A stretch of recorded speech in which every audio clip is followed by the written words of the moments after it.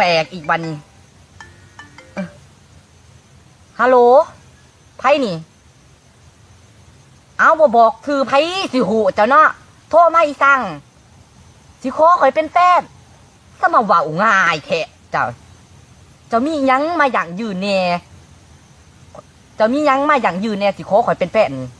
ข่อยบ่ได้คบไรกับคนบ่มีบัตรมีเบอร์นี่ข่อยบ่คบจักดีจักสิเลิกตอนไหนกับบ่ฮู้ขั้นสิคบข่อยหันมีแล้วบ่บึงตะมนุขวดโตเลปัดประจำโตหันขั้นบ่มีพวกนี่ข่อยคบจะบ่ไหลแท้ๆกับคนเรือนร้อยนี่เอาคักๆไรเอาคักๆไรเรื่องคบข่อยนี่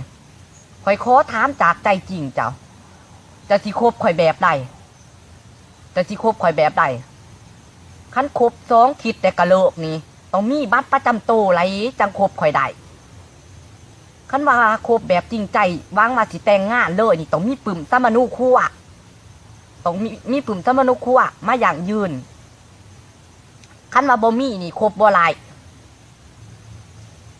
คันบ่มีปึ่มสมนุคู่อะนี่บัตรประจำโตนี่ก็เป็นแฟนข่อยบ่หลายถึงจะสิรอก็ตามปัญหานี่จะได้ถือมาบ่ปึ่มสมนุคู่อะบ่มีโอ้ยข่อยบ่ครบหรอกซุ้ม4ซุ้ม5บ่มีปึ่มมาอย่างยืนนี่เอาครบแบบผิดกฎหมายกับครบผิดกฎหมายเด้อเนาะคันสันมีบ่เงินนี่มีบ่เงินในโตตอนนี้สิมาขอข่อยเป็นแฟนนี่บ่มีในทงตอนนี้จะมีเท่าไหร่บอกข่อยมาเบิ่ง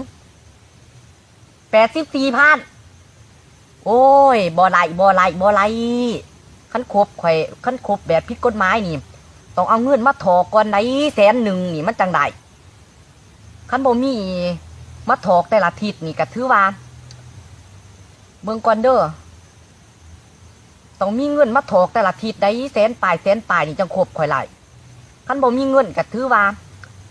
เจ้ามาขอข่อยบ่ไหลได้ตอนนี้จะต้องไปหาเงินก่อนเด้อมีเงินแบบถึงวัดถึง100 ล้านไหลจังมาครบข่อยได้มีเงินได้จังว่ากัน